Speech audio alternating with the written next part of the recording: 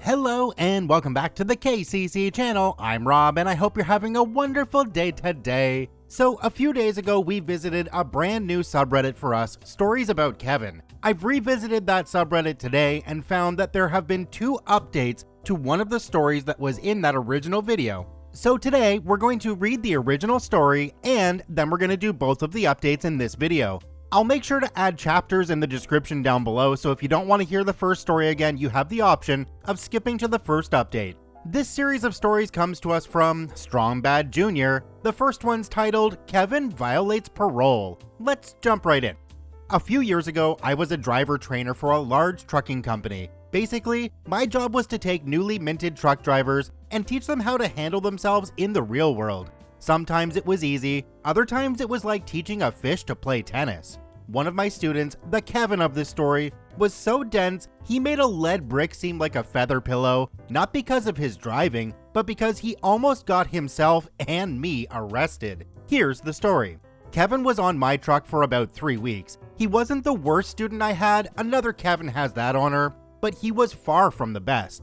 At week 2, we end up stuck in Salt Lake City, Utah after delivering a load. It was a slow time of year, and SLC had always been a sparse area for outgoing loads, so I expected to have to wait to leave out. Not a big deal, I needed the downtime. Kevin, from out of nowhere, started to seem anxious about something. When I ask him why he's so tense, he tells me he needs to get his license changed to his home state. He lived in Louisiana, but his license was from Iowa. The company used a loophole in Iowa state law by granting temporary residency to students to get them a license. After the license was issued, they had 30 days to get it switched to their home state. Not a major issue since management knew the drill and would get us to students' home state in plenty of time. Dude, Kevin asked, when can we go to Louisiana? I need to get my license changed. He asked this every day for a week, but it wasn't until we were stuck in SLC that it really seemed to bug him. Look, I've told dispatch you need to get home. They'll work it out, just relax. He didn't. After 3 days, we finally get to leave SLC bound for Chicago. It takes a few days, and the entire trip, I can tell he's getting more and more nervous. Eventually, he can't talk about anything else except how he needs to get home. He was getting pretty annoying. We make our delivery in Chicago and get another going to Laredo, Texas. Normally, we would have gone through Houston, Texas, but this happened during the massive floods, and I knew going that way would be a bad idea.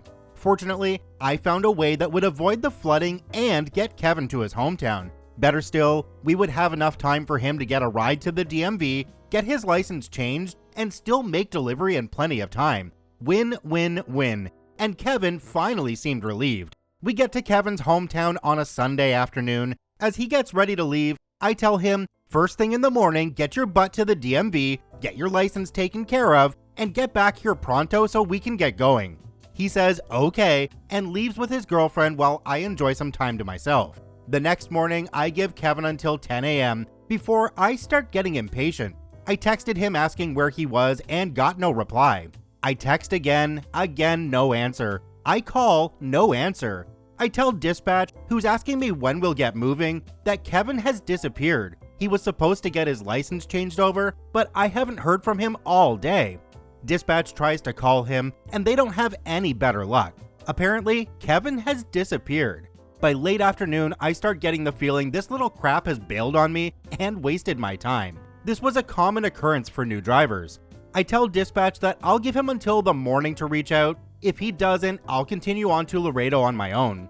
There was still plenty of time, and dispatch agreed. Morning came, Kevin was still AWOL, and I was out of patience. I send him one more text telling him I'm leaving without him and head out. I drive for several hours before taking a mandatory break and checking my messages. To my surprise, Kevin reached out. Hey man, my PO found out I took a job driving and was pissed that I left Louisiana. She told me to get back as soon as possible or she would have me listed as a fugitive. I called her yesterday, Monday, but she's out of town and told me to wait till she gets back on Wednesday.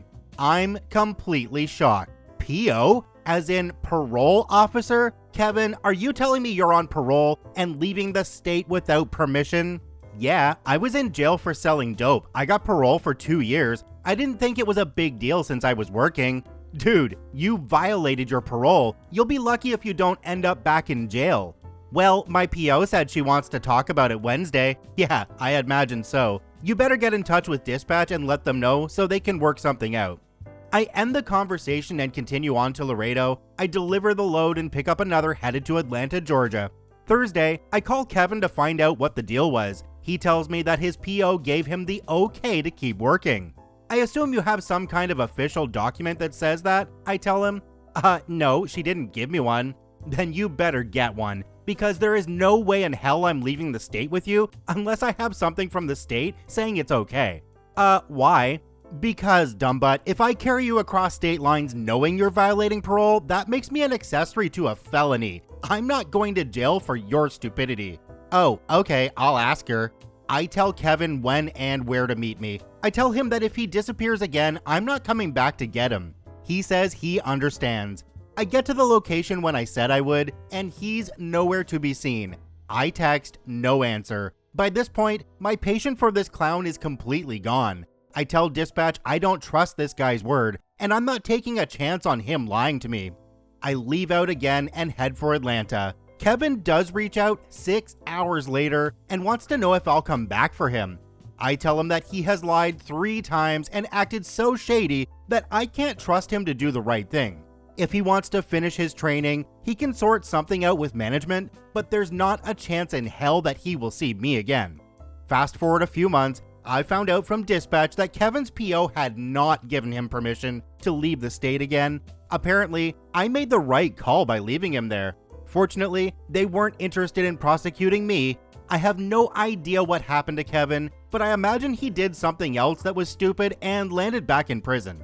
As for me, I took a break from training after the whole debacle. This Kevin wasn't the only one I had during my time as a trainer, and he definitely wasn't the worst, but for dragging me into his parole violation, he is firmly in the top 10. Now, in the first video, I made a comment at this point about how I would love to hear more stories from OP.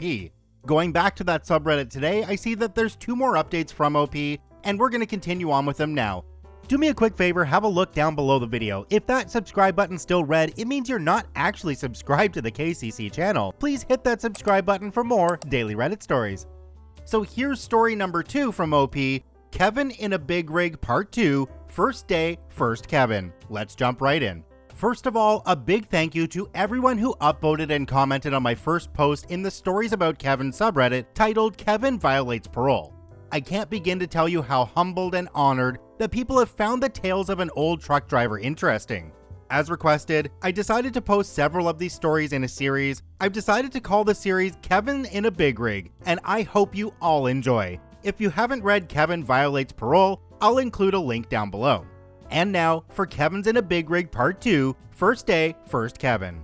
The first Kevin I encountered when I became a truck driver was, by far, the absolute worst. To say that he was dumb as a box of hammers would be insulting to the hammers. Even now, 6 years later, I can scarcely believe the majority of the things this guy did that ranged from, really dude, to, oh my god, how can you still be alive being so dumb? The worst part is that I had to share my truck with this guy for 3 months, including trying to sleep with him driving an 80,000-pound vehicle without adult supervision. Please keep that in mind as the story progresses. When I met this Kevin, I'll refer to him as FK for First Kevin. I had completed my 6-week training period with my driver trainer after I received my CDL. The standard policy of the company was to pair 2 drivers who lived relatively close to one another so that both drivers could take home time at the same time. We typically stayed out on the road for weeks, sometimes months at a time, working constantly. Unfortunately for me, First Kevin was the driver that lived closest to me at the time who had no co-driver at the time. So I get paired with First Kevin, and the first day, I could feel the stupid vibes pouring off of him. I was born and raised in the southeastern US, and even to me, calling this guy white trash would be an understatement, but being a new hire and bottom rung of the ladder, I shrugged it off.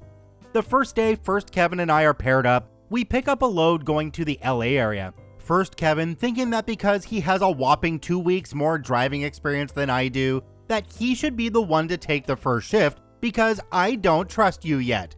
I should explain, this was not his personal truck, it was owned by the company, and he was not a supervisor of any kind. I didn't care, so I rode shotgun for a bit. As soon as First Kevin starts driving, I'm immediately grateful for the driver trainer I had. First Kevin reminds me of my time at CDL school, when I would be in a truck with 4 other students and an instructor. Student truck drivers are notorious for being clumsy behind the wheel, but they tend to find their groove while out with a trainer. First Kevin, on the other hand, thought the bouncing gear changes, excessive revving, and braking so hard that a simple 4-way stop feels like landing on an aircraft carrier. I wasn't experienced, so I thought nothing about it for long. We get fuel at a nearby truck stop and head west. Once we're on the interstate, I noticed First Kevin keeps picking up a spiral-bound notebook, looking at something, then putting it down. He does this every few minutes for about an hour before I ask what he's looking at.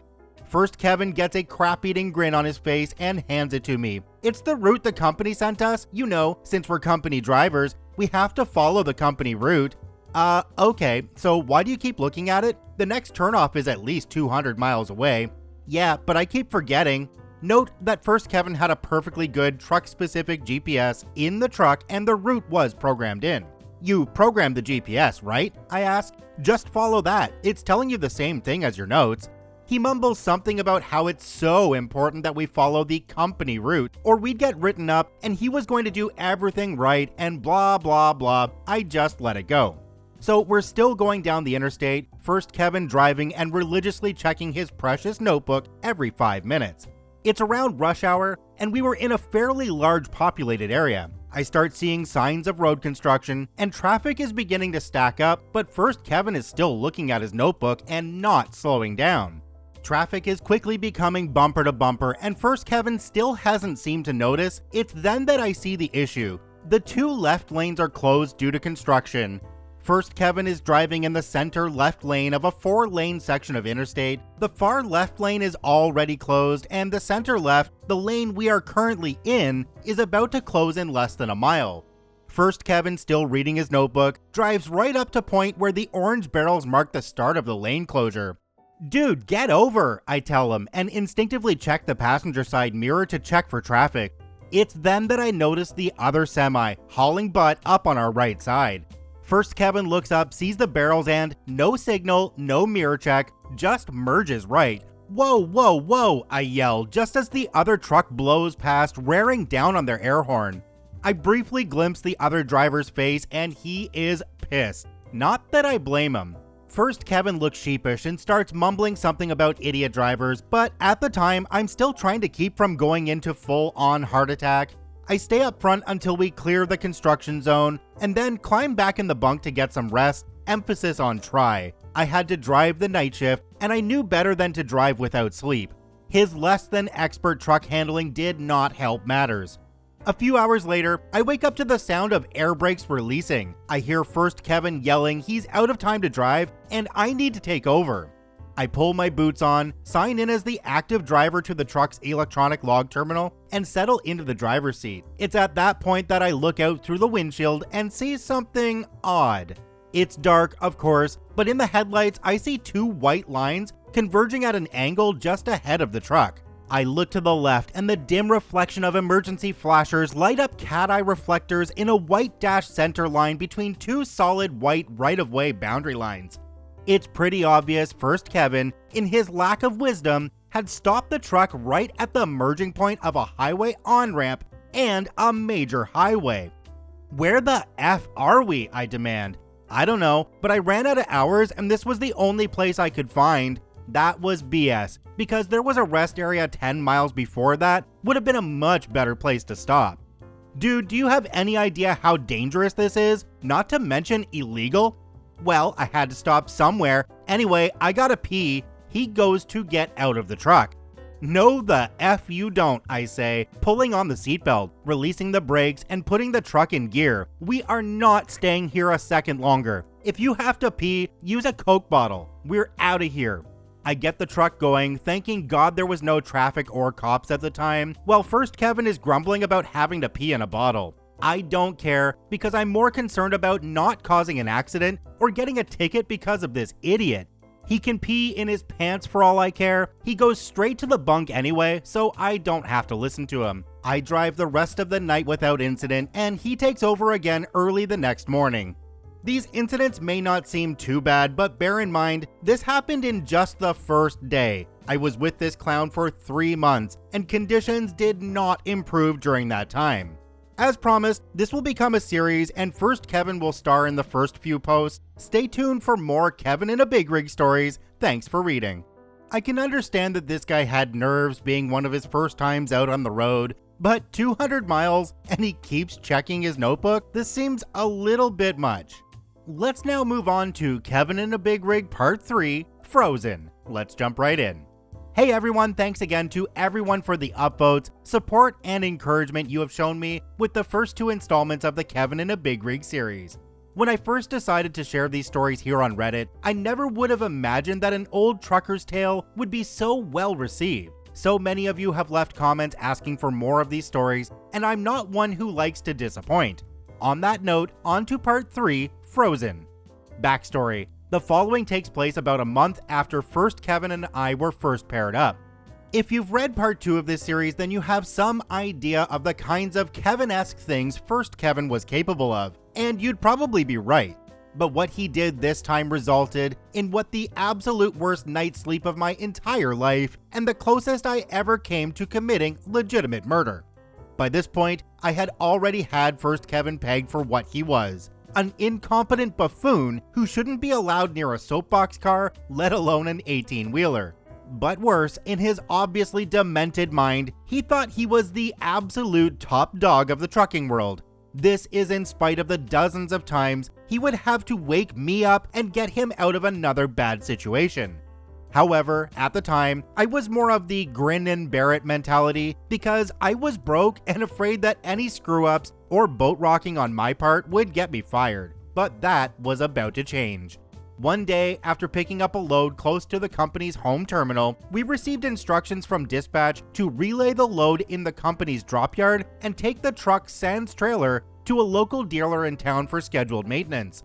This was essentially a glorified oil change and lube job with a few other items on the checklist just to make sure the truck was in good shape. This was normally handled by the in-house mechanics, but because of some serious backlogs, they decided to contract it out. The plan, as relayed by dispatch, was for us to drop the loaded trailer in the yard, bobtail to the dealership for a late morning appointment, get the service done. It would take 2 hours maximum, pick the load back up when finished, and continue on to the destination. Easy in, easy out. Unfortunately, first Kevin was the driver on duty during the shift in which we were supposed to arrive. But in typical first Kevin fashion, he got lost because his infamous system of navigation failed again. As a result, he wasted half a day backtracking and ran out of drive time, leaving me to get us to the terminal, drop the load, and get to the dealership 15 minutes before they closed for the day. This meant that, since we missed our appointment, we would have to wait until the next morning when they had an opening in the schedule. Since the opening was first thing that morning and parking at the company terminal was packed, I made the call to park the truck outside the dealership for the night. We had plenty of fuel, and there was a gas station within walking distance where we could get food. The shop told us this was fine, so that was that. This happened in and around late November, early December in the Midwest. The winter had already shown signs of being bad, and snow had been falling for weeks already. The weather forecast for that night was to dip well below freezing not long after sunset. After squaring everything away with the service reps at the shop, I turned to first Kevin. Look, first Kevin, it's going to get cold once the sun goes down. I'm going to walk over to the store and grab something to eat tonight. You coming? First Kevin replied, no, I got food. I'm going to see if I can get that bunk outlet to work. For a few days, he had been complaining that one of the 12-volt outlets in the bunk section of the cab wasn't working. Apparently, it was a major issue for him, even though neither of us had any electronic devices other than our cell phones, and the bunk had a total of 4 outlets. Only one didn't work. But trying to tell him that fact only made him upset and made him flex his 1 week of seniority over me. I really didn't feel like arguing, so I left him to it. I go and buy food for dinner, some snacks to have in reserve, beverages to hold me over for the night, and 2 packs of cigarettes because smoking was the only thing that could calm my nerves enough to not strangle first Kevin each time he had to wake me up to help him navigate. As I'm heading back, the sun goes down and I can see a nearby pond start to freeze. I quicken my pace so I can get back to the warm cab.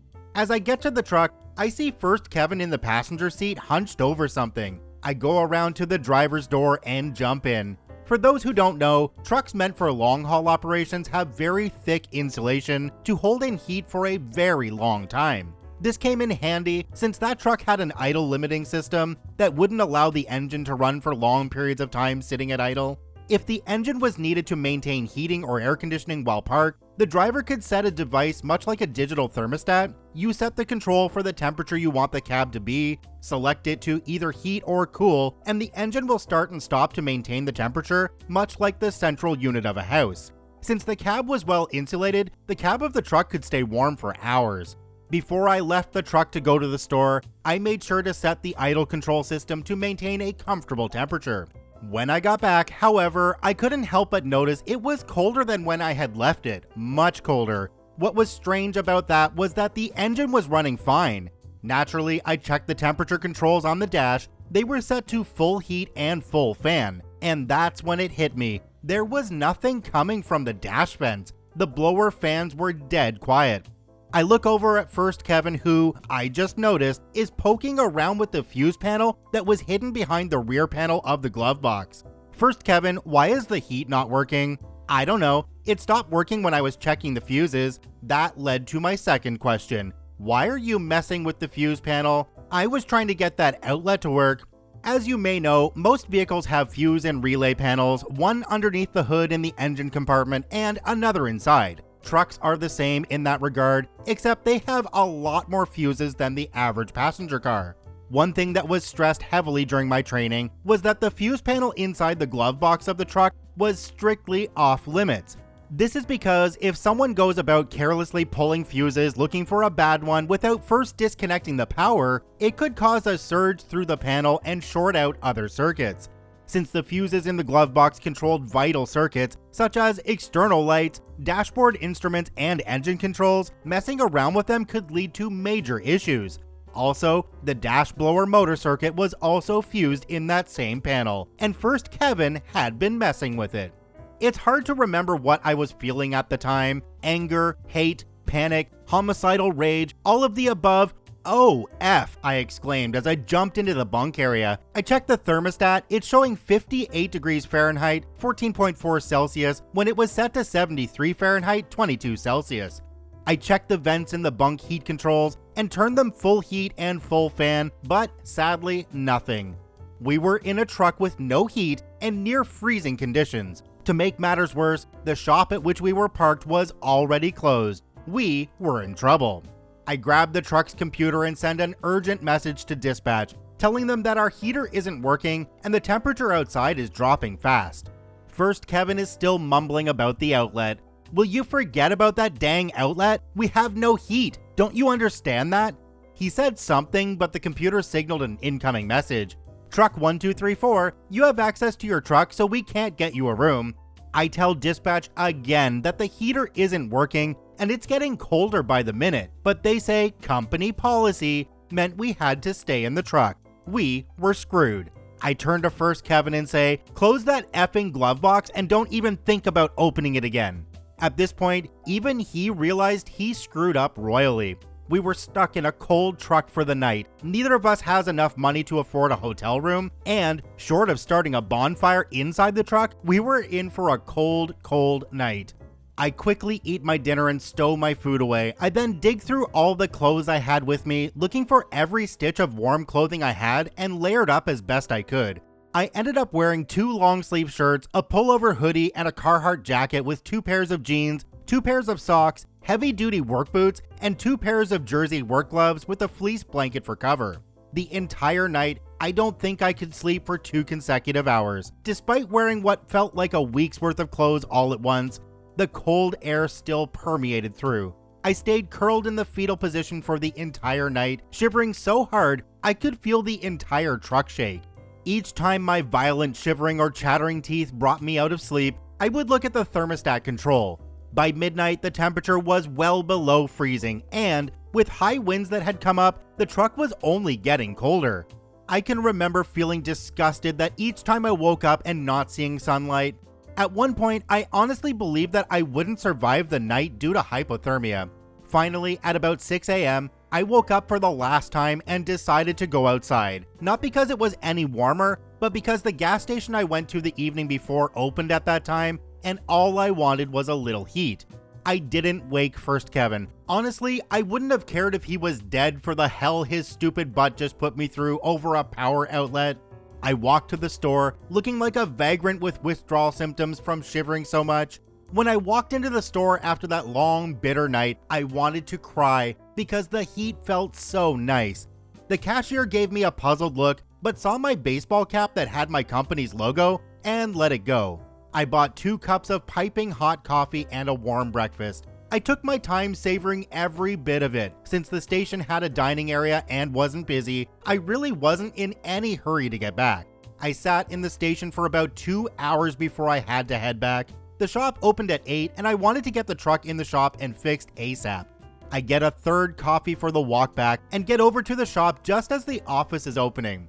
First Kevin is waiting outside and sees me holding my coffee. He asked where I got it and I pointed to the gas station. The rep opens the door and we go inside, check in with the desk, and hand the truck key to the technician so he can get started. First Kevin, who was useless when it came to things like this, went to the lounge area. I made sure to tell the tech about the fan and asked if he could check it out. He said he would. I signed the paperwork and head to the lounge. In the lounge, First Kevin looks frustrated. He wanted coffee too and was disappointed to learn that, since the shop just opened, the office staff hadn't made any in the lounge yet. Well, walk over to the gas station and get one, I say, trying not to snicker. You know I can't walk that far, why don't you go get me one? He asked indignantly. I should point out that First Kevin had a bad leg due to, if you can believe it, a bad car accident. I know, big shocker. At first I felt bad for him, being partially disabled, but by that point, after everything I had endured because of his stupid butt, I was tempted to damage his good leg so they would be a matching set. Because I signed the truck in, that means I have to be here when it's released. First Kevin gets mad. Well, why didn't you wake me up and ask me if I wanted anything? He demands, almost throwing a tantrum. It was at this point my tolerance for First Kevin glitched. This SOB had put me through a living hell of no sleep, being thrown around the truck like a rag doll because of his horrible driving, having to take flack for his F-ups, and getting chewed out for late deliveries because he keeps getting lost. Now he wants me to be his errand boy after nearly causing me to freeze to death? As someone once said, hell to the nah. I set my coffee on a table and raised to my full height. I had at least 1 foot and 100 pounds on him.